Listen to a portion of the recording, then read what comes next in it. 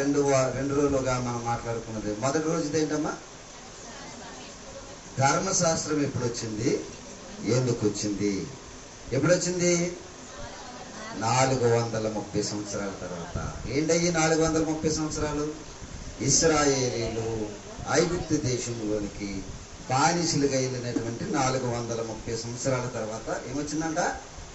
మోషే చేత ఆ ధర్మశాస్త్రం మనకి ఇవ్వబడింది. రెండోది ఏంటి? ధర్మశాస్త్రం క్రీస్తు వారు నెరవేర్చడానికి వచ్చాడా, కొట్టివేయడానికి వచ్చాడా? ఏం చేశాడు? ధర్మశాస్త్రాన్ని నెరవేర్చాడు. యేసుక్రీస్తు వారు ఏం చేశాడమ్మా? ధర్మశాస్త్రాన్ని నెరవేర్చాడు. ఈవేళ మనం నేర్చుకునే పాఠాంశం ఏంటంటే ధర్మశాస్త్రాన్ని కొట్టివేసాడని దానికి నిర్వచనం ఈ రోజు మనం నేర్చుకుంటున్నాం. నెరవేర్పు జరిగిన తర్వాత ధర్మశాస్త్రాన్ని ఏం చేశాడంటే ఆయన కొట్టివేశాడు. చాలా మంది కొట్టేశారని చెప్తారే తప్ప నెరవేర్చాడు అనేటువంటి సంగతినే చెప్పరు. మీకు నిన్నటి కాలంలో చెప్పుకున్నాం, ధర్మశాస్త్రాన్ని యేసుక్రీస్తు వారు ఏం చేశాడు? నెరవేర్చేశాడు. ఆయన నెరవేర్చిన తర్వాత దాన్ని ఎలా కొట్టేశాడో ఈ రోజు మనము మాట్లాడుకుందాం. దయచేసి అందరూ కూడా కళ్ళ నుంచి కళ్ళు మూసుకొని ప్రార్థన చేసుకుందాం. థామస్ గారు వచ్చి ప్రార్థన చేస్తాడు.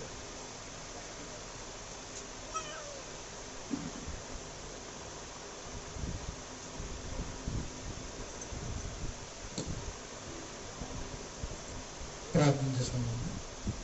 మహామికుడిగా ప్రేమించిన పరలోకంలో తండ్రి, నీ ఉన్నతమైన పరిశుద్ధ నామాన్ని స్తోత్రము తండ్రి. ప్రకటించిన రీతిగా 2 దినాలు అయినా నీ గొప్పకారమైన రీతిగా దాన్ని బట్టి స్తోత్రము. 3వ దినమైనా మొదటి సెక్షన్లో నేర్చుకున్నాను. నీ కుమారులు అనేక మాటలు చెప్తున్నారు నాయన. అది గౌరవదాసులు చెప్తున్న ప్రతి మాటను కూడా వారి హృదయాలను పెట్టుకుని వాక్యానుసారమైన జీవించడానికి కూడా కోరుకుంటున్నాను తండ్రి. చెప్పబోయే సందేశాలైనా నీ కృపాన్ని కనుక మా ప్రయోజనం మాకు కావాల్సిన ఆత్మీయ ఆహారం అందరూ కూడా దయచేయండి. వాక్యం విని వాక్యానుసారమైన జీవితం ఆనందం కూడా అవలంబించడానికి కూడా కృప జీవించడానికి యేసుక్రీస్తు నేను ఆనందం అడుగుతున్నాను కన్న తండ్రి. 5వ అధ్యాయం 17-18 వచనాలు మరొకసారి మన జ్ఞాపకం. ధర్మశాస్త్రమునైనను ప్రవక్తల వచనమునైనను కొట్టివేయ వచ్చి తినని తలంచవద్దు. నెరవేర్చుటకే గాని కొట్టివేయటకు నేను రాలేదు. కొట్టివేయడానికి నేను రాలేదు అన్నాడు. కొరింథీయులకు రాసిన పత్రిక 2వ పత్రిక 3వ అధ్యాయము 14-15 వచనాలు. కొరింథీయులకు రాసినటువంటి పత్రిక 2వ పత్రిక 3వ అధ్యాయము 14-15 వచనాలు చదువుదాం అమ్మా. మరియు వారి మనస్సులు కఠినములాయను గనుక నేటి వరకును పాత నిబంధన చదవబడుచున్నప్పుడు అది క్రీస్తునందు. అదేంటండి చూసారా? 2 విధాల మంది చూసారు బైబిల్. మొన్నడేమన్నాడమ్మా? నెరవేర్చడానికి వచ్చాను కానీ కొట్టివేయడానికి రాలేదన్నాడు. ఇక్కడేమని చెప్తున్నాడు? క్రీస్తునందు ధర్మశాస్త్రము కొట్టివేయబడింది అంటున్నాడు. ఇప్పుడు ఏది కరెక్ట్? అదనమాట. బైబిల్ అంటే ఇలా ఉంటుంది. అందుకే మనము బైబిల్ని బాగా ఆలోచించాలి ప్రియమైన దేవుని వల్ల. ఈ సభలన్నీ ఎందుకు ఏర్పాటు చేసామో తెలుసండి? మంచి మాటలు సమాజానికి నేర్పాలి. అందుకే ఇంత ఖర్చు పెట్టారు పిల్లలు, బోల్డ్ సొమ్ము ఖర్చు పెట్టారు ఈ 4 రోజుల మీటింగ్స్కి అండి. ఇంకా చాలా ఖర్చు ఉంది. ఇదంతా కూడా ఎందుకనంటే ఒక ఆత్మ రక్షించబడితే దేవునికి ఏంటంటే పరలోకములో పండగ అంట. మనం అనుకుంటాము బట్టలు మార్చుకుంటే పండగ మనకి, మంచి వంటకం చేసుకుంటే పండగ మనకి. కానీ దేవునికి పండగ ఎప్పుడో తెలుసండి? ఒక మనిషి భూమి మీద మారినప్పుడు పండుగ అంటండి పరలోకంలో. మనం క్రిస్మస్లు చేసుకుంటాం, ఈస్టర్లు చేసుకుంటాం. అవన్నీ ఎవరికి పండుగ? మనకు పండుగ. కానీ దేవునికి పండుగ ఏంటి? ఎప్పుడన్నా చూసారా? ఆయనకి ఎప్పుడు పండుగ తెలిసి ఒకసారి చూడండి. ఆ మాట కూడా చూపిస్తాను మీకు. లూకా సువార్త 15వ అధ్యాయము 7వ వచనం. అటువలే మారు మనసు అక్కరలేని 90 119 మంది నీతిమంతుల విషయమై కలుగు సంతోషం కంటే మారు మనసు పొందు ఒక్క పాపి విషయమై పరలోకమందు దేవుడు తన దూతలతో ఏం చేసుకుంటాడంటమ్మా? పండగ చేసుకుంటాడంట. ఎప్పుడు? ఒక పాపి మారినప్పుడు.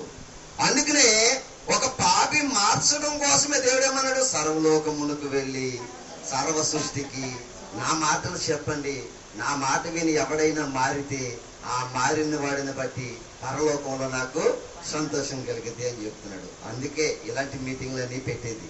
అందుకని మీరు జాగ్రత్తగా ఆలోచించండి.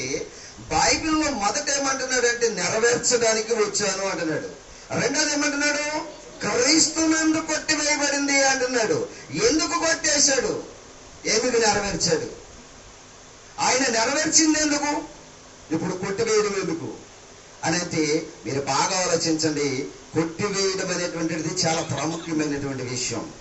ఒక ఉదాహరణ చెప్తాను, మీకు జాగ్రత్తగా వినండి ప్రియమైన దేవుని వాళ్ళారా. ఎవరైనా మనం రుణపడి ఉన్నామనుకోండి, ఎవరికైనా మనం రుణపడి ఉన్నామనుకోండి, ఒక పత్రం రాసిస్తారు మనకి. రుణం తీసుకున్నప్పుడు ఏమిస్తారమ్మా? ఏమిస్తారు? నోటోటి పత్రం రాసిస్తారు. ఆ పత్రం మీద మన సంతకము, మనం తీసుకున్నటువంటి రుణము అంతా కూడా రాసి ఉంటది. ఈ రాసిన దానిని వాళ్ళు జాగ్రత్త పెట్టుకుని మరలా రుణం చెల్లించే వరకు కూడా అది చెంపరు, కొట్టివేరు. ముందర మనం రుణం చెల్లించిన తర్వాతే అది ఏం చేయబడుతుందంట? కొట్టివేయబడుతుంది. ఇప్పుడు రుణం చెల్లించాలి. రుణం చెల్లించినప్పుడే కొట్టివేయబడుతుంది. రుణము చెల్లించకుండా ఏది కూడా కొట్టివేయబడదు. ఇప్పుడు యేసుక్రీస్తు వారు దీనిని ఏం చేయడానికి వచ్చాడంటే ధర్మశాస్త్రాన్ని నెరవేర్చేశాడు. నెరవేర్చిన తర్వాత దాన్ని కొట్టివేశాడు. ఎలాగూ నెరవేర్చాడో, ఎలా కొట్టివేశాడో మీకు చెప్తాను. జాగ్రత్తగా వినండి. ఈ యొక్క ఉదయకాల సమయంలో నెరవేర్పు అంటే ధర్మశాస్త్రము దేనిని చెయ్యజాలకపోయాను అన్నాడు. ధర్మశాస్త్రం ఏం చేయలేకపోయిందంటమ్మా? దేనిని చేయజాలకపోయింది? మనుషులను నీతిమంతులుగా చెయ్యజాలకపోయింది. ధర్మశాస్త్రం ఏం చేయలేకపోయిందంట? మనుషులను పాపము నుండి విమోచించలేకపోయింది ధర్మశాస్త్రం. ప్రతి మనిషి కూడా ఇశ్రాయేలీయులు పూర్వకాలంలో ధర్మశాస్త్ర కాలంలో ఏం చేసేవారనంటే పాపం చేసి ఒక పశువును, ఒక పక్షును పట్టుకెళ్ళి బలిపీఠం మీద బలి అర్పించి అండి ఆ రక్తాన్ని చిందించిన తర్వాత యాజకుడు తీసుకొచ్చి ఈ పాపం చేసిన వాడి మీద చిమ్మిరితే ఆ పాప క్షమాపణ అతనికి కలిగేది. ఇది పాత నిబంధన పాఠాంశంలోని యొక్క నియమము. ఇది ధర్మశాస్త్రం యొక్క నియమము. అయితే ఎప్పుడైతే మనిషికి బలి అర్పణ జరుగుతుందో అప్పుడు పాప విమోచన కలుగుతుంది. ఇది ధర్మశాస్త్ర కాలంలో జరిగేటువంటి నిబంధన. ధర్మశాస్త్ర కాలంలో రక్తము ప్రోక్షింపబడకుండా పాపానికి విమోచన లేదు. చూద్దాం ఒకసారి. హెబ్రీయులకు రాసిన పత్రిక 9వ అధ్యాయము. హెబ్రీయులకు రాసినటువంటి పత్రిక 9వ అధ్యాయము 22వ వచనం చూడండమ్మా.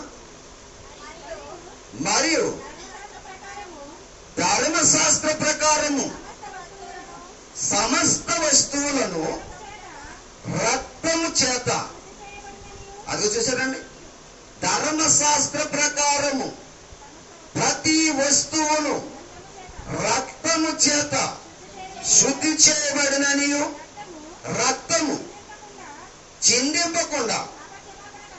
అదండి, ఒక మనిషికి పాప క్షమాపణ కలగాలంటే ఏం చిందించబడాలంట?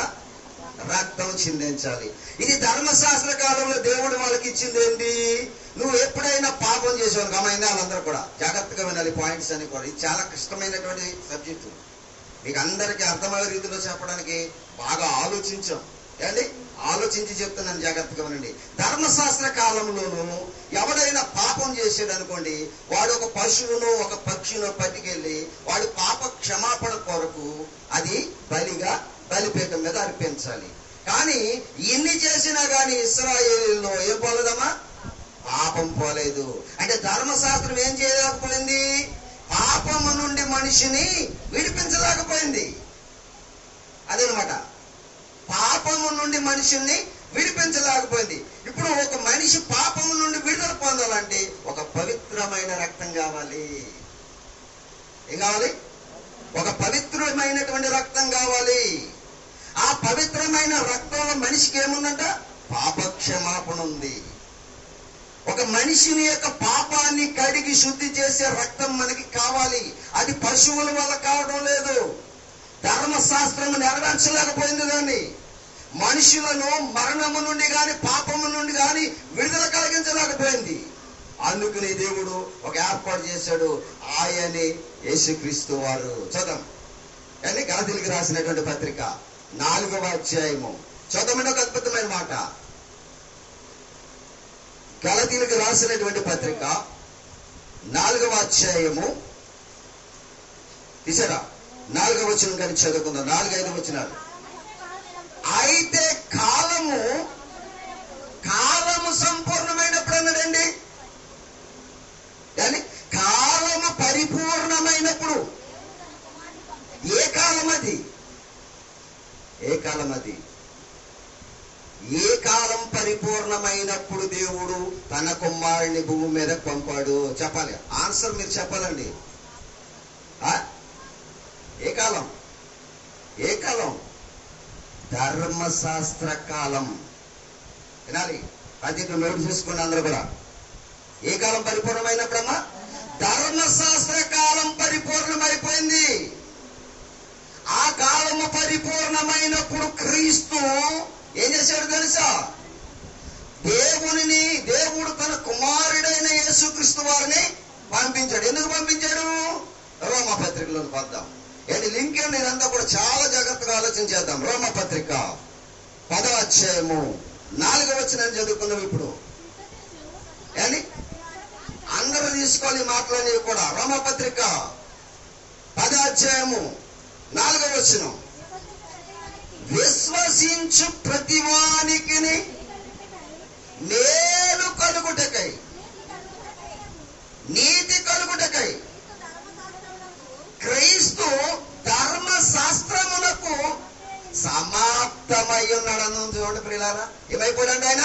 సమాప్తము. అంటే ఈ ధర్మశాస్త్రాన్ని ఇప్పుడు ఏం చేశాడు? సమాప్తముగా నెరవేర్చి కొట్టివేస్తున్నాడు. 39 పుస్తకాలు ఏ నిబంధన అన్నాడండి? పాత నిబంధన అన్నాడు. 27 పుస్తకాలు ఏ నిబంధన అన్నాడండి? కొత్త నిబంధన. పాత నిబంధన ఎందుకు చెప్పాడు? కొత్త నిబంధన ఎందుకు చెప్పాడు? అది పాతదని ఎందుకు చెప్పాడు? ఇది కొత్తదని ఎందుకు చెప్పాడు? ఆలోచించాలి. అందుకే బైబిల్ని ఇంత బాగా ఆలోచిస్తేనే మనము ఆత్మీయ జీవితంలో దేవునికి ఒక అద్భుతమైన మనుషులుగా మనము కనిపిస్తామండి. ప్రేమైన దేవుని వాళ్ళారా, అందుకనే దేవుడు కాలము పరిపూర్ణమైనప్పుడు, ఏ కాలము? ధర్మశాస్త్ర కాలము పరిపూర్ణమైనప్పుడు ధర్మశాస్త్రాన్ని ఏం చేయడానికంట? సమాప్తి. సమాప్తి అంటే ఏంటమ్మా? సమాప్తి అంటే అర్థమేంటి? ముగింపు. అక్కడ అయిపోయింది ధర్మశాస్త్రం. ఎవరితోటి? యేసు రాకతో ధర్మశాస్త్రం ఏమైపోయిందంట? ముగింపు అయిపోయింది. ఎందుకని? ఆయన ధర్మశాస్త్రములు ఇశ్రాయేలీయులు ఏదైతే నెరవేర్చలేకపోయారో అదంతా ఇప్పుడు ఎవరు నెరవేర్చారు? క్రీస్తు వారు నెరవేర్చేశాడు. చెప్పాను కదా నిన్నటి దినాన్ని. యేసు క్రీస్తు వారు ధర్మశాస్త్రాన్ని ఎలా నెరవేర్చాడో చెప్పాను. ఈరోజు ఎలా కొట్టివేశాడో మీరు కూడా బాగా ఆలోచించాలి. ప్రియమైన దేవుని వాళ్ళారా, ఇందాక మనం చదువుకున్నాం కదా, కొరింథీయులకు రాసిన 2వ పత్రికలో ఏమని చదువుకున్నాం? ఆయన చదవాలి, మరలా చదవాలి. కొరింథీయులకు రాసిన 2వ పత్రిక 3వ అధ్యాయము 14-15 వచనాలు చదువుతాం జాగ్రత్తగా.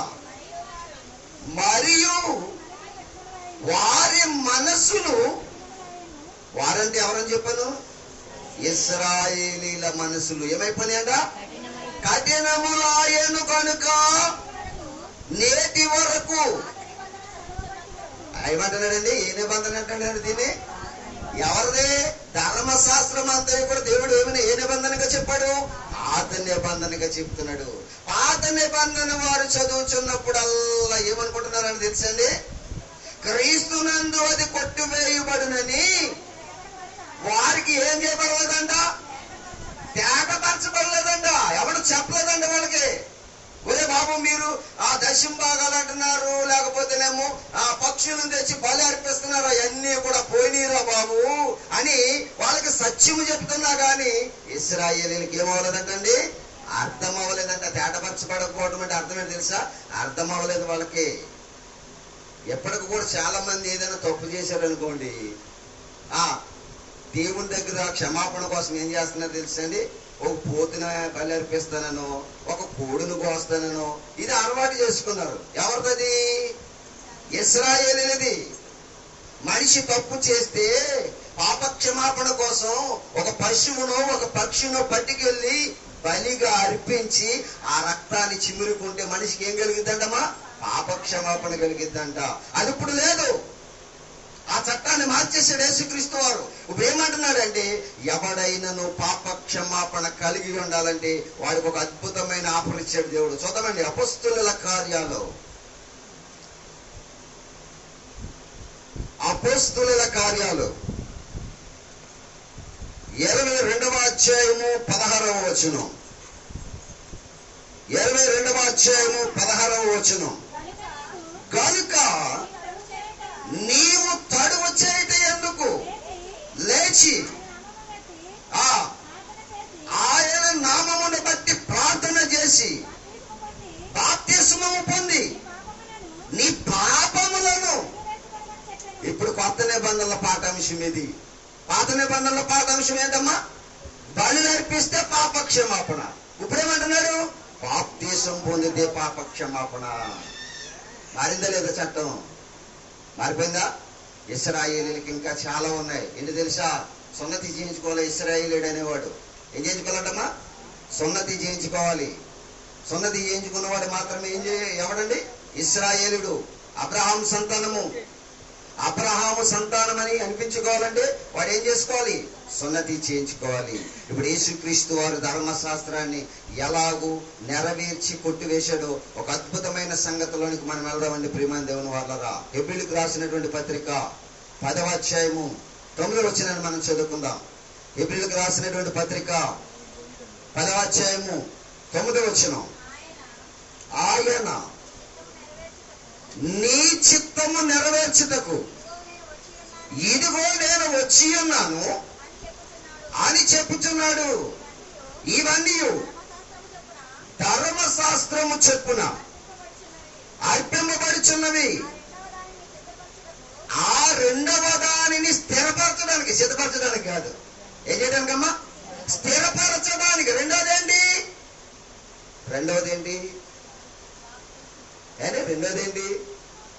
నిబంధన.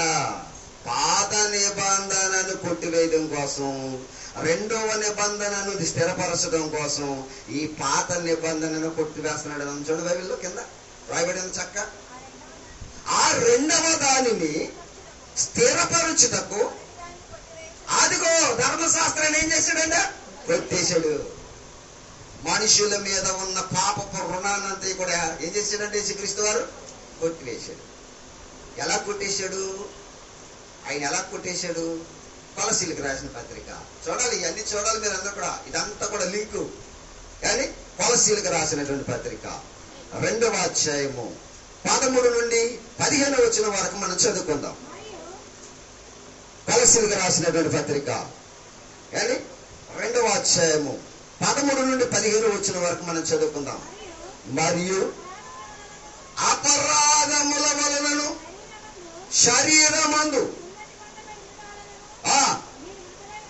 మీరు మృతులై ఉండగా దేవుడు రాతరూపకమైన ఆజ్ఞల వలన మన మీద రుణముగాను మనకు విరోధముగాను ఉండిన పత్రమును మేకులతో ఏం చేశాడంటమ్మా? సిలువకు కొట్టేసాడంట. ఏంట పత్రం? ఏంట పత్రం? మన మీద రుణంగా ఉన్న పత్రం ఏంటి? ధర్మశాస్త్రము. ఇశ్రాయేలీయుల గురించి మాట్లాడుతున్నాడు. ఇది ఏ పత్రం అండి? అది ధర్మశాస్త్రము. ఈ ధర్మశాస్త్రాన్ని యేసు ప్రభువు ఎక్కడ కొట్టేసాడంట? సిలువలో కొట్టేసాడంట. సిలువలో ఏం చేశాడంటండి? కొట్టివేశాడు. ఇప్పుడు ధర్మశాస్త్రాన్ని కొట్టేసాడు. ఇప్పుడు దేన్ని స్థిరపరచడని ఉంది బైబిల్లో? దేన్ని స్థిరపరచాడు అన్నాడు? రెండవ దానిని స్థిరపరచాడు. ఎన్నదన్నమా? రెండవ దానిని స్థిరపరచాడు. రెండవది ఏంటి? 27 పుస్తకాలు కలిగిన క్రొత్త నిబంధన. ఇప్పుడు క్రైస్తవులకు ఏం చెప్పాలి బైబిలు? పాత నిబంధన చెప్పాలా, కొత్త నిబంధన చెప్పాలి? కానీ కొత్త నిబంధన చెప్పాలి. కొత్త నిబంధనలో పాత నిబంధన అంశం ఏదైనా వస్తే వారి జీవితాన్ని జ్ఞాపకం చేయడానికి ఆ పాత నిబంధనలో వెళ్ళడానికి మాత్రమే దీనికి జాయింట్ చేశాడు. కానీ ఇశ్రాయేలుకి చెప్పవలసిన సంగతులు క్రైస్తవులకి చెప్పమని కాదు. బాగా ఆలోచించండి. చాలా మంది ఎంతసేపు ఏం చెప్తున్నారో తెలుసా? ఇశ్రాయేలీలు పోతే చెప్తున్నారు. మనం ఏం చెప్పాలి? సర్వలోకంలోకి వెళ్ళి ఎవరి గురించి చెప్పమన్నాడు? అంతేనా? ధర్మశాస్త్రం గురించి చెప్పమన్నాడా? యేసుక్రీస్తు గురించి ప్రకటించమన్నాడు. ఆయన చేసిన త్యాగం గురించి ప్రకటించమన్నాడు. పాత నిబంధన కొట్టివేయబడిందని చెప్పాడు.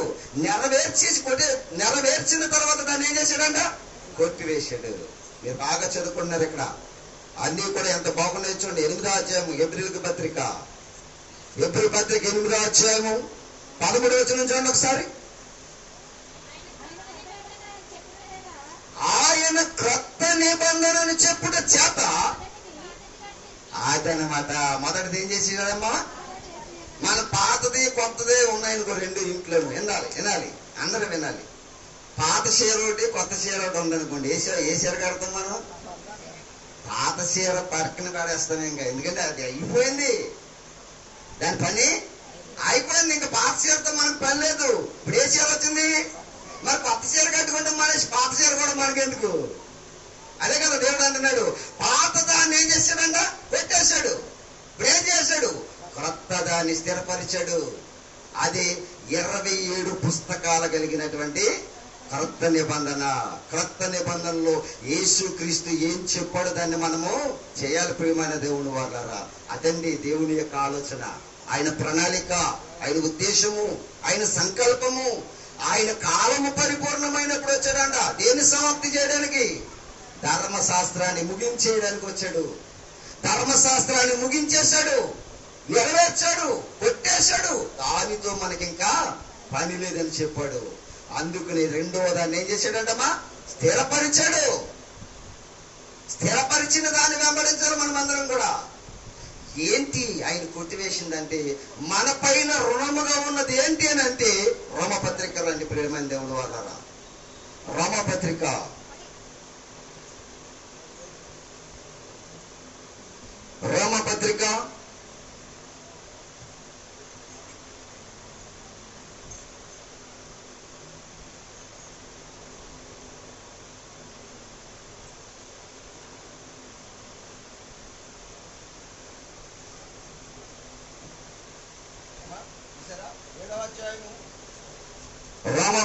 7వ అధ్యాయము 14వ వచనం. ధర్మశాస్త్రము ఆత్మ సంబంధమైనదని ఎరుగుదుము. అయితే నేను పాపమునకు అమ్మబడి శరీర సంబంధినై ఉన్నాను. మనుషులు ఏం దేనికి అమ్మబడిపోయారంట? పాపానికి అమ్మబడిపోయారంట. మనుషులు దేనికి అమ్మబడిపోయారు? పాపానికి అమ్మబడిపోయారు. ఇశ్రాయేలీలందరూ అమ్మబడిన మనుషులను కొనడానికి పక్షుల రక్తము సరిపోలేదంట. ఎవరి రక్తమమ్మా? పక్షుల రక్తం సరిపోలేదు. మనుషులను పాపము నుండి విమోచించాలన్నా, మనుషులను పాపము నుండి విడిపించాలన్నా అమ్మబడిన దాన్ని కొనాలి, కొనేవాడు కావాలి. అందుకే మీరు కొనబడాలనంటే మీరు ఏం చేయాలంటే పశువుల రక్తము, పక్షుల రక్తము అర్పిస్తే మీరు కొనబడతారన్నారు. కానీ పక్షుల రక్తాన్ని అర్పించారు, ఆ పశువుల రక్తాన్ని అర్పించారు, కానీ వారు విడిపించబడలేకపోయారు. అదే అపోస్తలుడైన పౌలు గారు రాశాడు, ధర్మశాస్త్రము దేనిని చెయ్యజాలకపోయెనో అది క్రీస్తు చేశాడు అని చెప్పాడు. అది ఎవరు చేశారంటమ్మా? క్రీస్తు చేశాడు. చూడండి రోమపత్రిక, అదే రోమపత్రిక 8వ అధ్యాయము 2వ వచనంలో చూడండి మాట. క్రీస్తు యేసునందు జీవమునిచ్చు ఆత్మ యొక్క నియమము నుండి, పాప మరణముల నియమము నుండి నన్ను విడిపించెను. ఎట్లనగా ధర్మశాస్త్రము, అదనమాట ధర్మశాస్త్రము దేనిని చెయ్యజాలకపోయాను అది క్రీస్తు చేశాడు, కొన్నాడు. ఏమన్నాడండి బైబిల్లో? అపోస్తలుడైన పౌలు గారు మీకు చెప్పాను, మొదటి రోజు చెప్పాను, ధర్మశాస్త్రంలో ఏమయ్యాడంటండి? శిక్షితుడు, ప్రావీణ్యత కలిగినటువంటి వాడు ధర్మశాస్త్రంలో. ఎవరు? యేసు ప్రభు శిష్యుల్లో ఎవరు కూడా ధర్మశాస్త్రం గురించి అంత బాగా తెలిసిన వాళ్ళు లేరు. అపోస్తలుడైన పౌలుకు ఒక్కడికి బాగా ధర్మశాస్త్రం గురించి తెలుసు. అందుకే ఆయన పత్రికలో ఎక్కువ దేని గురించి రాశాడు తెలుసా? ధర్మశాస్త్రం యొక్క నిరర్ధకం ఎలాగైందో చెప్పాడు. ధర్మశాస్త్రము క్రైస్తవులకి అలా అర్హత లేదు, క్రైస్తవులకి అవసరం లేదని చెప్పడం కోసం రోమా పత్రిక మొదలుకుని హెబ్రీ పత్రిక వరకు కూడా క్షుణ్ణంగా రాశాడండి. ప్రియమైన దేవుని వారలారా, ధర్మశాస్త్రం గురించి చాలా ఉంటాయి. ఇశ్రాయేలీయుల జీవిత చరిత్ర గురించి అద్భుతంగా రాసిన వాడు ఎవరు తెలుసండి? అపోస్తలుడైనటువంటి పౌలు గారు. ఆయనకు ఒక్కడికే తెలుసు. ఎందుకు తెలుసు అంటారేమో, మీకు చెప్పాను. అపోస్తలుల కార్యాలు 22వ అధ్యాయము మొదటి నుండి కొన్ని మాటలు మనం చదువుకుందాం. అపోస్తలుల కార్యాలు 22వ అధ్యాయము మొదటి నుండి మనం కొన్ని మాటలు చదువుకుందాం.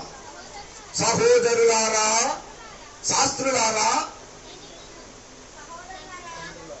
సహోదరులారా, తండ్రులారా, నేను మీ ఎదుట చెప్పు సమాధానమును ఆలకించండి. అతడు హెబ్రీ భాషలో మాట్లాడుట వారు విని ఎక్కువ నిశ్శబ్దముగా ఉండిరి. అప్పుడు అతడు ఎలాగూ చెప్పసాగాను, నేను కిలికియాలోని తార్సులో పుట్టిన, అయితే ఈ పట్టణంలో గమాలియేలు పాదముల యొద్ద పెరిగి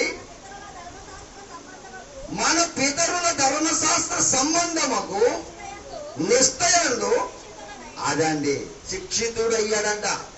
ఏమయ్యాడంటమ్మా? ధర్మశాస్త్రం అంటే ఏమయ్యాడంట? శిక్షితుడు అంటే ఏంటని చెప్పను? శిక్షితుడు అంటే అర్థం ఏంటని చెప్పను? ఏమని చెప్పాను? నేర్పగలిగిన వాడిగా నేర్చుకున్నాడంట. దీన్ని ధర్మశాస్త్రం యొక్క ప్రావీణ్యత ఏంటో, దాని యొక్క ప్రావీణ్యత ఏంటో బాగా నేర్చుకున్నాడు. ఆ ధర్మశాస్త్రంలో నిష్ఠుడయ్యాడు కనుకనే ఇశ్రాయేలీల ప్రజల్లో ఒక గొప్పవాడిగా ఎన్నుకోబడ్డాడు. క్రైస్తవులందరినీ కూడా ఏం చేస్తూ ఉండేవాడంట? హతమారుస్తూ ఉండేవాడు. అప్పుడు యేసు ప్రభు వారు ప్రత్యక్షమై అపోస్తలుడైన పౌలు గారిని దర్శించి, నీవు నాకు సాధనంగా ఉండాలని, ధర్మశాస్త్రం అంతా కూడా నెరవేర్చబడి నేను కొట్టేశానని ఆయనతో ప్రత్యేకంగా మాట్లాడినప్పుడు అప్పుడు మరలా ధర్మశాస్త్రాన్ని మానేసి దేని గురించి బోధ మొదలు పెట్టాడు? క్రీస్తు వారి గురించి బాధ మొదలు పెట్టాడు. అందుకనే ఇశ్రాయేలీలందరూ కూడా అపోస్తలుడైన పౌలు గారిని ఏమనేవారంటే, వీడు బోధ మార్చాడు. ఇది వరకేమో క్రైస్తవులు హింసించేవాడు, ఇప్పుడేమో క్రీస్తే దేవుడు అని చెప్తున్నాడని ఆయన్ని కూడా ఇశ్రాయేలీల ప్రజలందరూ కూడా ఏం చేశారంటమ్మా? హింసించటం మొదలు పెట్టారంట, కష్టాలు పెట్టడం మొదలు పెట్టారంట, బాధలు పెట్టడం మొదలు పెట్టారంట. యేసు ప్రభు వారు ధర్మశాస్త్రాన్ని ఎప్పుడో కొట్టేశాడు. నెరవేర్చవలసినవన్నీ కూడా ఆయన నెరవేర్చి ఏం చేశాడంటమ్మా? ఆ పత్రము మనుషుల పైన ఉన్నటువంటి రుణపత్రాన్ని సిలువలో ఏం చేశాడు? కొట్టేశాడు. మీకు ప్రతిదీ కూడా పిన్ టు పిన్ రిఫరెన్స్ చూపిస్తున్నాను, మీకు జాగ్రత్తగా ఆలోచించాలి. గలతీయులకు రాసినటువంటి పత్రిక చూద్దాం. గలతీయులకు రాసినటువంటి పత్రిక 3వ అధ్యాయము 11-14 వచనాలు చదువుకుందాం మనం. ధర్మశాస్త్రము చేత ఎవడును దేవుని ఎదుట నీతిమంతుడని తీర్చబడను సంగతి స్పష్టమే. ఏలయనగా నీతిమంతుడు విశ్వాసం మూలముగా జీవించును, ధర్మశాస్త్రము విశ్వాస సంబంధమైనది కాదంటున్నారు. చూడండి, ధర్మశాస్త్రం ఏ సంబంధమైనది కాదు. ఇప్పుడు యేసు ప్రభు వారు ఒక అద్భుతమైన మాట చెప్పాడు. పౌలు గారు మాట్లాడాడు ఆ మాట. కాగా వినుట వలన విశ్వాసం కలిగిన అన్నాడు. ఇదివరకు ఏమనేవారంటే ధర్మశాస్త్రము వలన విశ్వాసులు అనుకునేవారు. అబ్రాహాము గారు విశ్వాసులకు తండ్రి అని పిలువబడ్డాడు. ఆయనకి ధర్మశాస్త్రము తెలియక ముందు ఆయన ఎలాగా అని ఆధారము లేనప్పుడే, నిరీక్షణకు ఆధారం లేనప్పుడు అబ్రహాం ఎవరు నమ్మాడంటమ్మా? వినాలి, దేవుని నమ్మాడంట. అందుకని అతనికి దేవుడేమని పేరు పెట్టాడంట? విశ్వాసులకు తండ్రి అని పేరు పెట్టాడంట. ఇప్పుడు మనకి విశ్వాసం కలగాలంటే ఎలాగా? ధర్మశాస్త్రం వల్ల కలగదు. ఇప్పుడు బాగా బోధించేది ఎలా బోధించేస్తున్నారు తెలుసా? ధర్మశాస్త్రాన్ని చితగొట్టేస్తున్నారు. ఎవరో యెహోవా సాక్షులు, సమంతి దేవుళ్ళు, విశ్రాంతి దినాచారములు, చూసారండి, చాలా దుర్బోధలు వచ్చేసింది ప్రపంచంలోనికి. అసలు బోధేదు, శిశుల బోధేదు, కపటమైన బోధేదు, తెలియకోకుండా వాక్యాన్ని కలిపి చేరిపేటటువంటి లోకంలో కాలంలో మనం ఉన్నాం ప్రియమైన వాళ్ళరా. అందుకని సత్యం అంటే ఏంటో మీరు బాగా తెలుసుకోవాలి. ఇప్పుడు ధర్మశాస్త్రాన్ని మనం వినొచ్చా? మనకు అవసరం ఉందా ధర్మశాస్త్రం గురించి? ఏది విశ్రాంతి దినాలు మనయ్యా, ఏంటి దశంభాగాలు మనయ్యా. ఇప్పుడు పాస్టర్ గారు అంటాడు సంఘంలోను, నువ్వు దశంభాగం తెచ్చేదమ్మ, నువ్వు ఎంత సంపాదించావు అంతట్లో అంటాడు. దశంభాగం మందా? నువ్వు ఇశ్రాయేలీయుడివా? గతకాలం చెప్పాను మీకు. ఏంటి మనం ఎవరమని చెప్పాను? మనం అన్యులం, ఇండియన్స్. భారతదేశంలో ఉన్న ప్రతి వాడు కూడా అన్యుడు. మనమందరం కూడా అన్యులం. దేవుని వాక్యం మనకి దగ్గరికి పంపబడింది. వాక్యం పంపబడింది కనుక వినటం వల్ల మనకి ఏం కలిగిందంట? విశ్వాసం. విశ్వాసం ధర్మశాస్త్రం వల్ల రాలేదు, విశ్వాసం క్రీస్తు నుండి వచ్చింది. ప్రియమైన దేవుని వాళ్ళరా, ఆయన విశ్వాసం అంటే ఏంటి అనుకుంటున్నారు? అసలు విశ్వాసం అంటే ఏంటి? ఏం వినాలి? ఏం వింటే విశ్వాసం కలిగింది? ఎలా వినాలి? దేని వల్ల విశ్వాసం కలిగింది? అది నేర్చుకోవాలి ప్రియమైన దేవుని వాళ్ళరా. ధర్మశాస్త్రం కొట్టివేయబడింది క్రీస్తునందు. రోమపత్రిక అద్భుతమైన మాట వచ్చండి. రోమపత్రిక 10వ అధ్యాయము 6వ వచనం కానీ చదవండి ప్రియమైన దేవుని వాళ్ళరా. అయితే విశ్వాస మూలమగు నీతి ఎలాగూ చెప్పుతున్నది. 8వ వచనానికి వచ్చామా? 8వ వచనానికి రండి. అదేమని చెప్పుచున్నది? వాక్యము నీ యొద్ద ఉన్నది, నీ నోట ఉన్నది, నీ హృదయంలో ఉన్నది, అది మేము ప్రకటించు. ఇప్పుడు వాక్యం ప్రకటిస్తే నీకేం కలిగింది? విశ్వాసం కలిగిన వాడు రక్షించబడతాడంటున్నాడు దేవుడు. ధర్మశాస్త్రాన్ని నెరవేర్చిన వాడు కదా రక్షించబడేవాడు. దశంభాగం ఇచ్చిన వాడు కదా రక్షించబడేవాడు. విశ్రాంతి దినాన్ని ఆచరించేవాడు కాదు రక్షించబడేవాడు. బలులు అర్పించేవాడు కాదు రక్షించబడేవాడు. విశ్వాస వాక్యము ప్రకటించబడుతున్నప్పుడు, ఈ నిబంధనను స్థిరపరిచినప్పుడు క్రీస్తు పాత నిబంధన కొట్టేస్తే నువ్వు పాత నిబంధన దగ్గరికి వెళ్తావేంటి? అర్థమైందా? పాత నిబంధన ఏం చేశాడు? క్రీస్తు వారు కొట్టేశాడు. కొట్టేసి ఇప్పుడు ఏం చేశాడు? నీవు వినటం వలన విశ్వాసం కలగలన్నాడు. విశ్వాసపు వాక్యం నీ నోట ఉంది, నీ దగ్గర ఉంది, నీ హృదయంలో ఉంది అంటున్నాడు. అలా చదువుదాము 8వ వచనం. అదేమని చెప్పుచున్నది? వాక్యము నీ యొద్ద ఉన్నది, నీ నోట ఉన్నది, నీ హృదయంలో ఉన్నది, అది మేము ప్రకటించు. విశ్వాస వాక్యమే. అదేమనగా యేసు ప్రభు అని నీ నోటితో ఒప్పుకొని దేవుడు మృతులలో నుండి ఆయనను లేపనని నీ హృదయమందు ఆచరండి. ప్రియమైన దేవుని వారు నిజం చెప్తున్నారు చూసారు యేసు ప్రభు వారు. అపొస్తలుడైన పౌలు గారు క్రీస్తు వారి గురించి ప్రకటిస్తున్నాడు. ఏమంటున్నారు తెలుసా?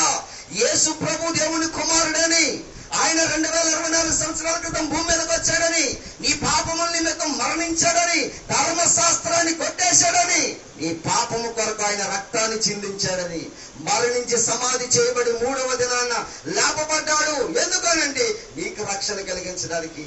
నువ్వు విశ్వసిస్తే నువ్వేం చెప్పడతా ఉన్నాడు? కింద వచ్చిన అదే చెప్తున్నాడు చూడండి. కింద వచ్చిన ఏమన్నాడు? ఏలయనగా నీతి కలిగినట్లు మనుషులు హృదయమందు విశ్వసించును, రక్షణ కలిగినట్లు ఏదమ్మా నోటితో ఒప్పుకొనును. నీ పాపములన్నీ కూడా దేంతో ఒప్పుకోవాలంటమ్మా? నోటితో ఒప్పుకోవాలంట. ప్రభువా నేను పాపినని ఒప్పుకుంటే యేసు ప్రభు ఏం చేస్తాడంటమ్మా? రక్షణ కలిగిస్తాడు మనకి. మనం ప్రభు దగ్గర పాపాన్ని ఒప్పుకోవాలి. ఆయన రక్తము మన పాపములను ఏం చేస్తుందంటమ్మా? కడిగేస్తుంది. మనం పాపినని ఆయన దగ్గర ఒప్పుకుంటే, హృదయంలో మనం విశ్వసిస్తే మనం ఏం చేయబడతాం? రక్షించబడతాం. మన పాపాలన్నీ కూడా కడిగేస్తాడంట. ఇది వరకు అంటండి, మీరు బాగా వినండి అమ్మ, అలర చేయదు ఎవరో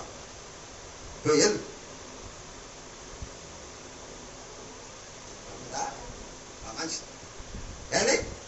పాత నిబంధన కాలంలో మీరు జాగ్రత్తగా ఆలోచన చేయగలిగినట్లయితే, బాగా మనం అబ్జర్వేషన్ చేయగలిగినట్లయితే, యేసుక్రీస్తు ప్రభుల వారి యొక్క ఆలోచనలు, తలంపులు ఎలాంటివో మీకు బాగా అర్థం కావాలండి ప్రేమ దేవుని వాళ్ళరా. ఇది వరకు ఆ పాప క్షమాపణ కలగాలంటే బలులు అర్పించాలనేవాడు. యేసు ప్రభు వారు అంటున్నాడు, మీ పాపం కడగబడాలంటే నా రక్తము మీకు భూమి మీద ఉంచబడింది అని చెప్తున్నాడు. రక్తము చేత మనుషులకు ఏం కలుగుతుందంటమ్మా? పాప క్షమాపణ కలుగుతుంది. యేసు ప్రభు వారి రక్తంలో మనము కడగబడాలి. కడగబడిన ప్రతి వాడు కూడా రక్షించబడతాడు అని చెప్పాడు. చూద్దాం ఒకసారి యోహాను గారు రాసినటువంటి పత్రిక, మొదటి పత్రిక. యోహాను గారు రాసినటువంటి మొదటి పత్రిక 7వ వచనం చూడండి. మొదటి అధ్యాయము. అయితే ఆయన వెలుగులోనున్న ప్రకారము మనమును వెలుగులో నడిచిన ఎడల మనము యుద్ధము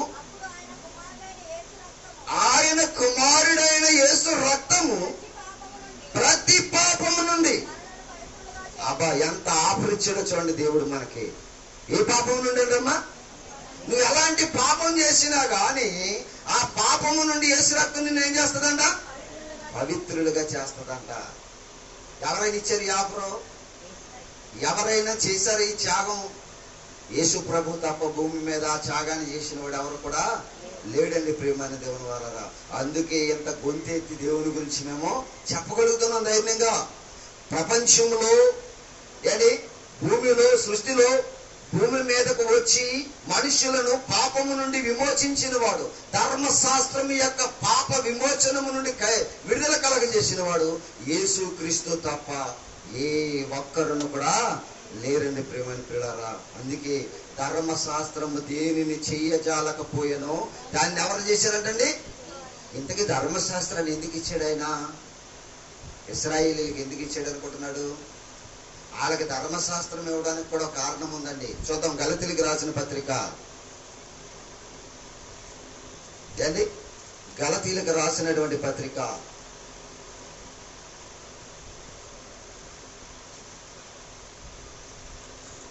గలతీయులకు రాసినటువంటి పత్రిక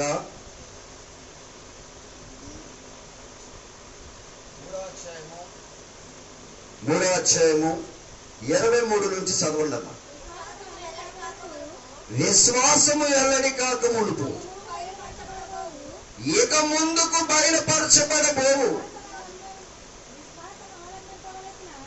విశ్వాసము అవలంబింపవలసిన వారముగా చెరలో ఉండబడినట్టు మనము ధర్మశాస్త్రమునకు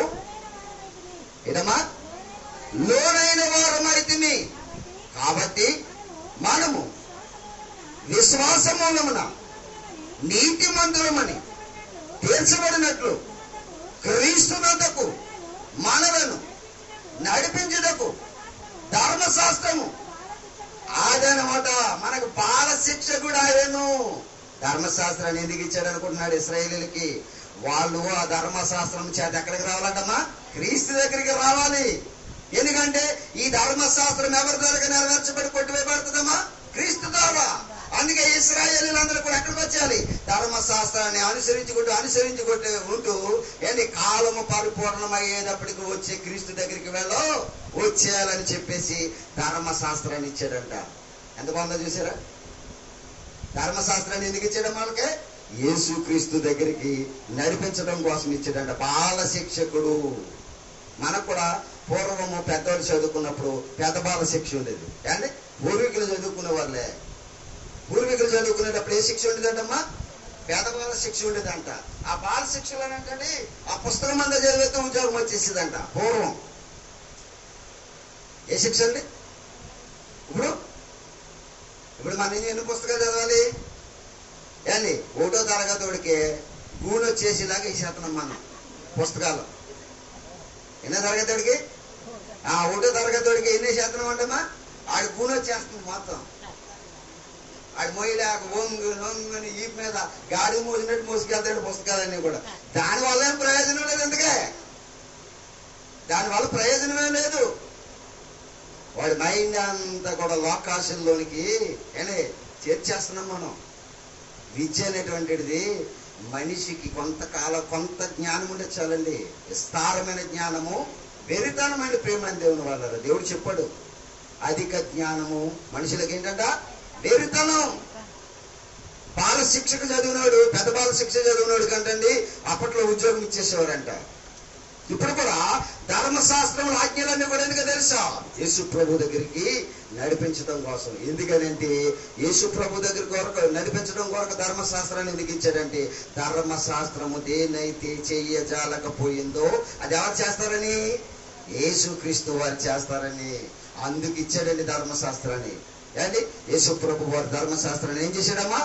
నెరవేర్చవలసింది నెరవేర్చేశాడు, కొట్టివేయవలసింది కొట్టేశాడు. ఏంటి ఆ కొట్టివేసింది అని అనుకుంటున్నారా? మనమందరము పాపము చేత అపరాధముల చేత నింపబడినప్పుడు మన పైన ఏలిందేంటో తెలుసా? మరణం. ఏమేలిందమ్మా? మరణం ఏలింది మన పైన. మనుషులందరి పైన మరణం ఏలింది. ఆ మరణాన్ని యేసుక్రీస్తు వారు ఏం చేశాడంట? కొట్టేశాడు. మరణాన్ని కొట్టేశాడు. మరణాన్ని కొట్టేసి మనందరికి కూడా ఇచ్చాడంట? జీవాన్ని ఇచ్చాడు. జీవాన్ని ప్రసాదించాడు. అంతకు ముందు మనం జీవము లేని వారు. ఇప్పుడు క్రీస్తు ద్వారా మనకేం కలిగిందంట? జీవం. రాత్రి కూడా చెప్పాను ఆ మాట. ఆది యందు వాక్యం ఉండెను, వాక్యం దేవుని యొద్ద ఉండెను. చూడండి మాట కూడా మరలా చూడండి. యోహాను సువార్త యోహాను సువార్త 1వ అధ్యాయము 1వ వచనం.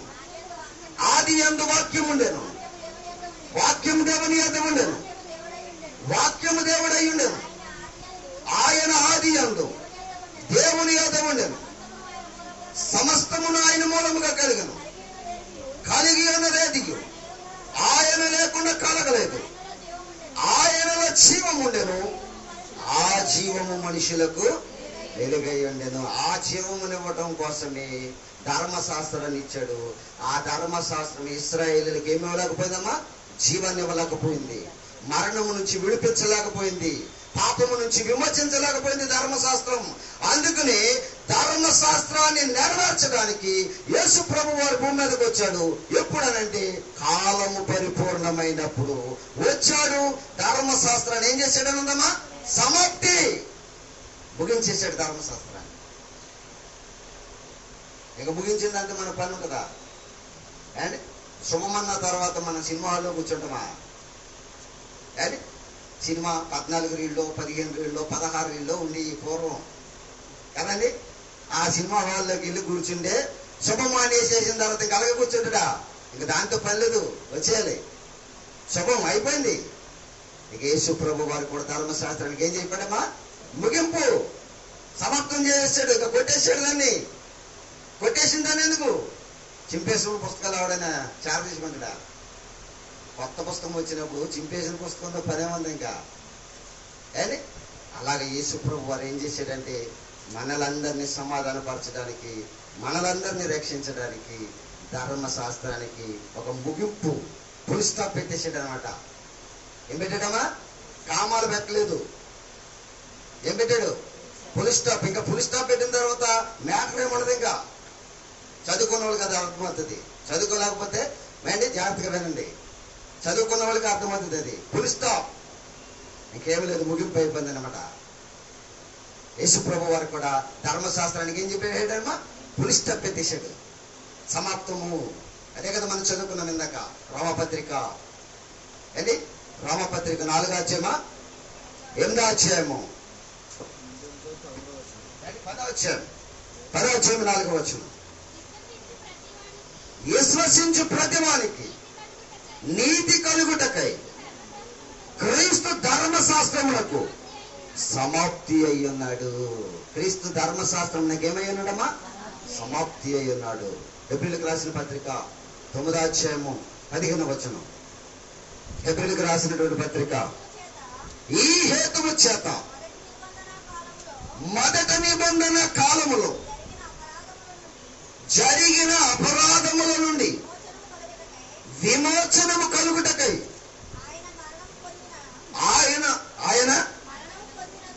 ఆయన మరణము పొందినందున పిలవబడిన వారు నిత్యమైన స్వాస్థ్యమును గూర్చిన వాగ్దానమును పొందు నిమిత్తము అదనమాట. కొత్త నిబంధనకి ఏమయ్యాడండి ఆయన? ఆ పాత నిబంధనకి కొత్త నిబంధనకి ఆయన ఏమయ్యాడు? మధ్యవర్తి అయ్యాడు. ఇప్పుడు ఆయన ద్వారా సమస్తమును ఏం చేయబడిందంట? నెరవేర్చబడింది. పాతంతా కూడా కొట్టివేయబడింది. అందుకనే బైబిల్ ఏమన్నాడంటే పాతది పాత నిబంధన అన్నాడు, కొత్తది కొత్త నిబంధన అన్నాడు.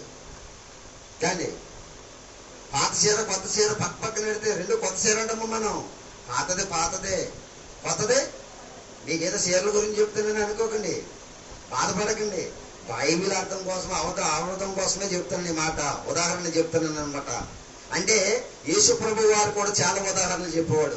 చేపలు పట్టేవాడికేమో చేపల గురించి చెప్పేవాడు, ఉపమానం.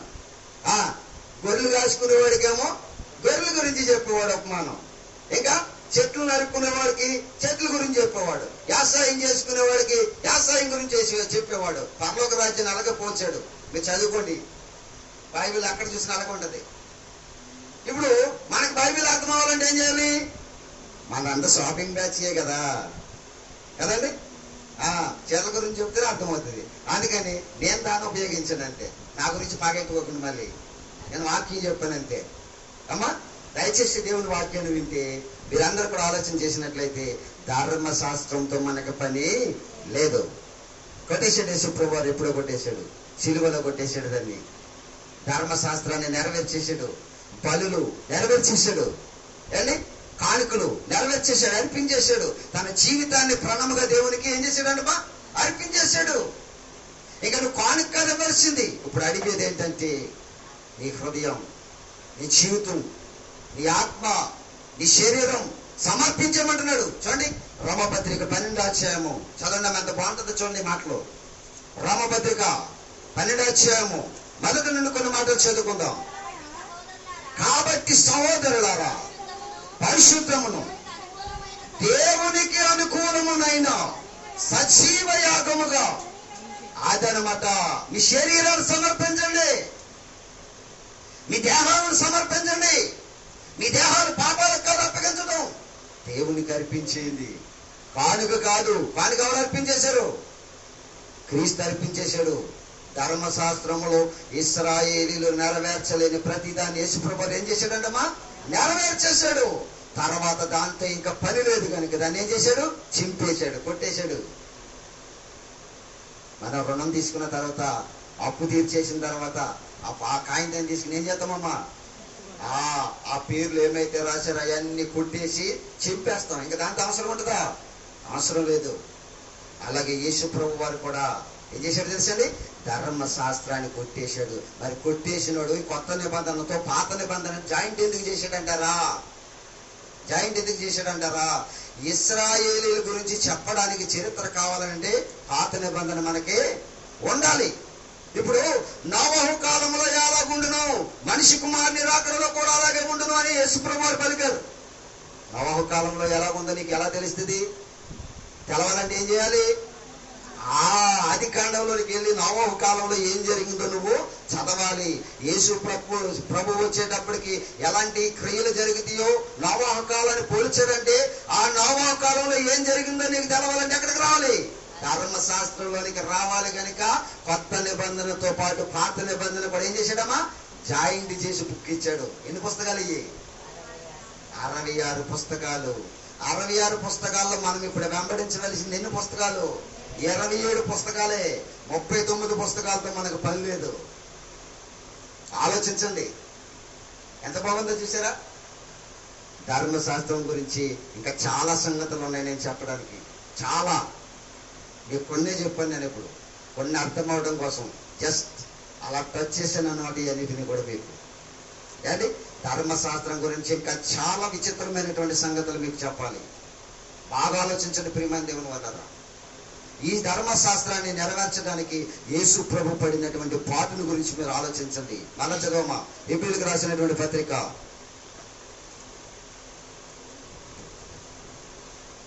9వ అధ్యాయము 28వ వచనం.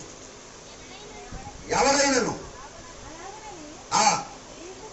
క్రీస్తు కూడా అనేకుల పాపములను భరించుటకు ఒక్కసారి అర్పింపబడి ఏదమ్మా తన కొరకు కనిపెట్టుకుని ఉండువారు రక్షణ నిమిత్తము ఆ పాపము లేకుండా రెండవసారి ప్రత్యక్షం అవుతున్నాడంటే ఎవరి కోసమమ్మా? రక్షణ పొంది ఆయన కొరకు కనిపెట్టే వారి కొరకు ప్రత్యక్షం అవబోతున్నాడండి. ఇప్పుడు మనకు రక్షణ ఎలా కలిగిద్దని చెప్పను మీకు. ఎలా కలిగిద్ది కానీ విశ్వాసం వల్ల కలిగిద్ది. విశ్వాసం ఎలా వస్తుంది? వినుట వలన కలిగిద్ది. ఎవరి గురించి వినాలి? అదనమాట. చెప్పాడు పౌలు గారు, ఏమన్నాడంటే వినుట వలన. ఎవరి గురించి వినాలన్నాడు? అందరి గురించి కాదు. మళ్ళా క్లియర్ గా రాశాడు కింద, వినుట క్రీస్తుని గురించి అన్నాడు. చూడండి, రోమపత్రిక 10వ అధ్యాయము 17వ వచనం. రోమపత్రిక 10వ అధ్యాయము 17వ వచనం. కాగా వినుట వలన విశ్వాసము కలుగును. అదనమాట. వినుట ఎవరిని గురించి వినాలంటమ్మా? మరి ధర్మశాస్త్రం గురించి అని చెప్పొచ్చు కదా. చెప్పాడు అక్కడ, విశ్వాసము ధర్మశాస్త్రం వలన జరగదు. విశ్వాసం అనేటువంటిది ధర్మశాస్త్రం వలన కలగదు. విశ్వాసం అంటే రక్షణ. విశ్వాసం కలిగిన వాడు రక్షించబడతాడు. ఒకడికి నీతి కలగాలంటే ఆ నీతి విశ్వాసము మూలముగా రావాలి. ఇది వరకేమో బలుల వలన నీతి కలిగిద్దని అనుకునేవారు. కానీ ధర్మశాస్త్రం వల్ల ఏ మనుషుడును కూడా నీతిమంతుడని ఏం చేయలేకపోయాడంట? తీర్చబడలేకపోయాడు. మీకు ఎందుకు చూపించాను గలతీయులకు రాసిన పత్రికలో. ఏ మనుషుడు కూడా ఆ ధర్మశాస్త్రం వలన నీతిమంతుడని తీర్చబడలేకపోయాడు. మరి ఎవరు మనల్ని నీతిమంతులుగా తీర్చింది? యేసుక్రీస్తు రక్తం. ఆయన రక్తము మనలను నీతిమంతులుగా తీర్చింది అని ఉంది బైబిల్లో. రోమపత్రికలో ఉంటుంది అన్నమాట. ఇంకొద్దు, నేను ముగించేస్తాను. ఎక్కువసేపు చెప్పను, ఎందుకంటే అన్నగారు కూడా మాట్లాడారు కదా. మరి నేను ఇంకెక్కువ చెప్తే బాగోదు కనుక నేను ముగించేస్తాను. మనకి ఇంకా చాలా పని ఉంది మధ్యాహ్నం. జాగ్రత్తగా వినండి. ఇప్పుడు బాగా మీరు ఆలోచించండి. ధర్మశాస్త్రం ఏం చేయబడిందమ్మా? నెరవేర్చబడింది, కొట్టివేయబడింది. నెరవేర్చిన తర్వాత కొట్టేసాడా? కొట్టేసిన తర్వాత నెరవేర్చాడా? ముందర నెరవేర్చాడు, తర్వాత కొట్టేశాడు. ఇంకా దాంతో మనకు పని లేదు. ఎప్పుడు వచ్చింది ధర్మశాస్త్రం? 430 సంవత్సరాలు. ఏంటో ఈ 430 సంవత్సరాలు? ఇశ్రాయేలీలు ఐగుప్తు దేశంలో 430 సంవత్సరాలు బానిసలుగా ఉన్న తర్వాత వచ్చిన ధర్మశాస్త్రం. బాగా అర్థమైంది కదా.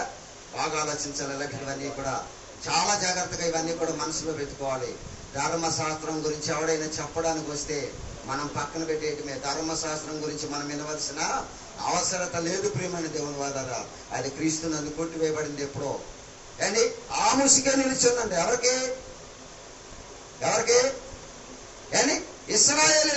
ఇశ్రాయేలీలకి ఆ ముసుగే నిలిచిందంట. ఆఖరిగా మాట చెప్పి నేను ముగించేస్తాను. కొరింథీయులకు రాసిన 2వ పత్రిక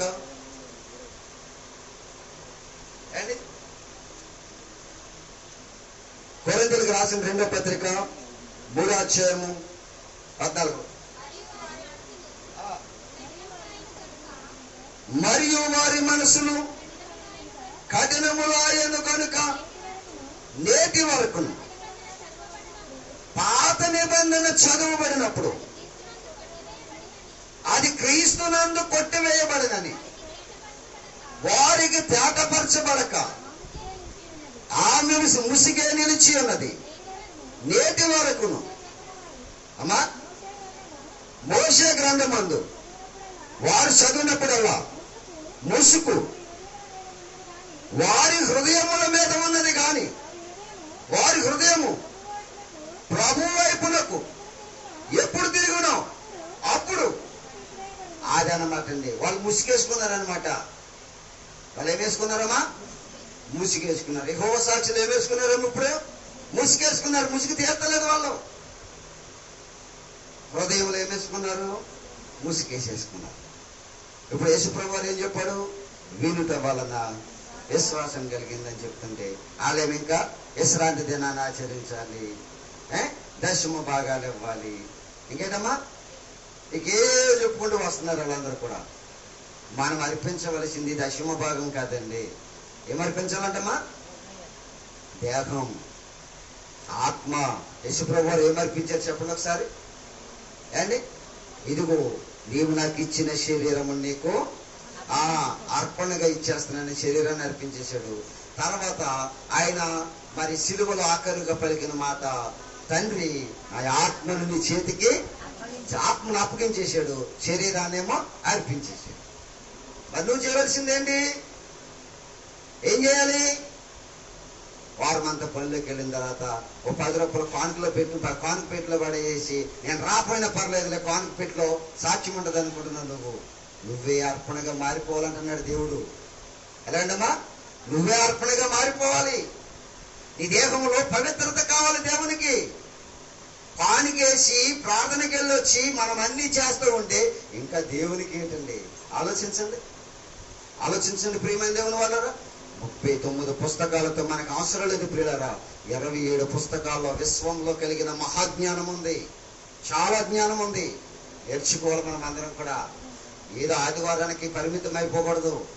ఆదివారం ఏదో అలాగే ఇల్లు చేయడానికి పరిమితం అయిపోకూడదు. వాక్యాన్ని బాగా నేర్చుకోవాలి, వాక్యాన్ని బాగా వినాలి. మన ఆత్మీయ జీవితాన్ని మేలుకొలుపుకొని యేసు ప్రభు వారు రాకడకు మనం ఎలాగుండాలంటమ్మా? ఎదురు ఆయన కొరకు ఎదురు చూసే మనం జన సమూహంగా ఉండాలంట. అలాగే చేయడానికి దేవుడు కొద్ది మాటలు మనం ఇక్కడ ఆశీర్వదించిన కాక ప్రార్థన చేస్తాను. కరెంట్ పోయింది కనుక ముగించేసాను, ఉడిపోచేద్దాయి కానీ ముగించేస్తాను. ప్రార్థన చేసుకుందాం. మహాపరిశుద్ధుడును మహోన్నతుడును మహాగణుడునైన పరలోకమందున కన్న తండ్రి, మీ పరిశుద్ధమైన ఉన్నతమైన నామమునకు యేసుక్రీస్తు ప్రభుల వారి పేరట మీకు కృతజ్ఞతాస్తుతులు చెల్లిస్తున్నాను. నీ పిల్లలు ఇప్పటి వరకు ఓర్పుతో నీ మాటలు విన్నారు తండ్రి. విన్న మాట ఏది కూడా వ్యర్థముగా విడిచిపెట్టకుండా వారి హృదయాంతరంగాలలో భద్రపరుచుకుంటూ తమ ఆత్మీయ జీవితాల్లో మేల్కొలుపుకుంటూ హృదయంలో భద్రం చేసుకుని ఎప్పటికప్పుడు నెవరు వేసుకుంటూ ఆత్మీయ జీవితాన్ని కాపాడుకోవడానికి మీరు కృపను అనుగ్రహించండి. వీళ్ళందరినీ మీరు చల్లగా కాపాడమని ప్రార్థన చేస్తున్నాను. ఎంతో ప్రయాసపడి మీటింగ్స్ చేస్తున్నారు ప్రభా. దీంట్లో ప్రయాసపడుతున్న ప్రతి బిడ్డకి ఆయుష్ను ఉండి ఆరోగ్యం దయచేయండి. నీ కొరకు బ్రతికేటువంటి మంచి జ్ఞానమును తెలివిని వివేచన కలిగించమని ప్రార్థన చేస్తున్నాను. కూడి వచ్చిన ప్రతి బిడ్డలను కూడా మీరు నాయన చల్లగా కాపాడండి. మాలో ఏ శత్రుత్వాలు వద్దు కానీ తండ్రి, మీ ప్రేమను కలిగి మేము బ్రతకడానికి, సమాధానం కలిగి బ్రతకడానికి మీ సహాయం మాకు దయచేయమని ప్రార్థన చేస్తున్నాను. మీరు రాకడకలో ఎత్తబడాలనంటే మాలో సమాధానం ఉండాలి, ఐక్యత ఉండాలి, క్షమాపణ గుణమండాలని మరి మా ప్రభావం మీరు చెప్పారు. ఇదిగో ధర్మశాస్త్రం ఎలా నెరవేర్చావో, ఎలా కొట్టివేసావో, ఎప్పుడు ధర్మశాస్త్రాన్ని భూమి మీదకు పంపించావో అవన్నీ కూడా మేము నేర్చుకున్నాం ఈ 3 దినాలు బట్టి. విన్న బిడ్డలో ప్రతిది కూడా వారి హృదయాలలో భద్రపరుచుకునే భాగ్యం దయచేయండి. కూడి వచ్చిన ప్రతి బిడ్డను మీరు దీవించమని ఆశీర్వదించమని ప్రార్థిస్తున్నాను. రాత్రి కాలానికి జరిగేటువంటి సభలో మీ సహాయాన్ని దయచేయండి. వాతావరణాన్ని మాకు అనుకూలపరచమని ప్రార్థన చేస్తున్నాను. రాత్రి చాలా గలిబిలి అయింది తండ్రి, నీకు స్తోత్రాలు. ఆయన మీరు తెలుసు, ఇదిగో ఈ రాత్రి అద్భుతమైన అంశాన్ని మాట్లాడడానికి అనేకులు రావడానికి ఇష్టపడుతున్నారు. వాతావరణాన్ని అనుకూలపరచండి. కార్యక్రమం మహిమకరంగా జరిగించమని ప్రార్థన చేస్తున్నాను. సహకారులు ఉన్న ప్రతి కుటుంబాన్ని జ్ఞాపకం చేసుకోండి. నువ్వు నాకు ఇచ్చిన భార్యని, 2 కుమార్తెను కూడా మీరు జ్ఞాపకం చేసుకోండి. వారికి ఆయుష్ను ఆరోగ్యం తెచ్చండి. ఇంకా నీ సేవకుడైన నన్ను మీ సేవ పరిచర్యలో బలపరచమని, ఇంకా మీ పిల్లలకు అలాంటి మాటలు చెప్పాలి, అలాంటి మాటలు మాకు నేర్పించమని యేసుక్రీస్తు ప్రభువు వారి పేరున ప్రార్థించుకుంటున్నాము తండ్రి. ఆమేన్. ఇప్పుడు మన తండ్రి అయిన దేవుని ప్రేమ, ఆయన కుమారుడు మన రక్షకుడు అయిన యేసుక్రీస్తు వారి యొక్క కృప, ఆదరణకర్తైనటువంటి పరిశుద్ధాత్మ అన్యోన్య సహవాసము ఇప్పుడు నిత్యం సదా మనకున్న సకల పరిస్థితులకు ప్రార్థించబడిన అంశములను నెరవేర్చబడకు సదా తోడైన నడిపించును గాక. ఆమె అందరికీ హృదయపూర్వకమైన వందనాలు. I love you, God bless you. చిన్న మనవి చేసిన తర్వాత వెళ్ళిపోదు కానీ కూర్చోండి. మరి అలా ఆఖరి రోజు మరి అందరూ కూడా ఆ ఫ్యామిలీతో పాటు భోజనానికి రావాలని నేను చెప్తున్నాను, కానీ మీరు వస్తలేదు. మరి ఇప్పుడు ఈ రోజు ఏం చేయాలంటే మీరు వెళ్ళటం, భోజనం చేయటం, వెంటనే వచ్చేయటం. ఇలా చాలా పని ఉంటుంది. మీరు అందరూ భోజనం చేసి వెంటనే రండి. వంటల కార్యక్రమం అయిపోయింది అనుకోండి, చాలా పీస్ఫుల్గా ఉండొచ్చు. మరి ఇక్కడికి వచ్చిన ప్రతి వారికి చెప్తున్నాను, మీ ఫ్యామిలీలు అందరితో రండి, అందరూ వాక్యం ఉండండి. మీరు భోజనం చేసి ప్రేమ విందులు పాలుభాగస్తులు కావాలని ప్రభు పేరట మీ అందరికీ నా హృదయపూర్వకమైన వందనాలు తెలియజేస్తున్నాను. I love you, God bless you.